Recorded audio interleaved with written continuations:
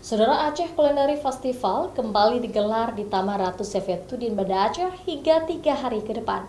Selain menawarkan makanan kekinian, kuliner tradisional dari masing-masing kabupaten kota di Aceh juga turut disajikan. Sejumlah makanan tradisional baik dari sejumlah daerah di Aceh ikut meramaikan Aceh Culinary Festival 2022. Selain makanan tradisional seperti kuah belangong, martabak durian juga ikut meramaikan acara yang diadakan hingga Minggu nantinya.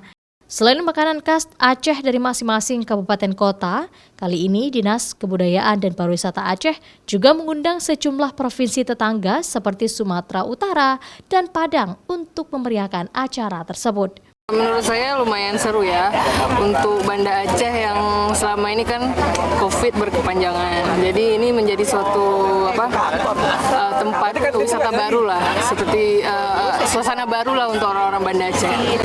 Ya harapannya semakin banyak. Jadi ini juga sebagai salah satu cara untuk membangun UMKM.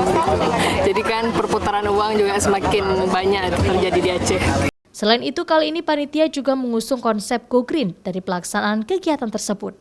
Meskipun banyak makanan dan minuman yang dijual, diharapkan dijual dengan sistem ramah lingkungan serta mengurangi sampah plastik. Syahril, Kompas TV, Banda Aceh.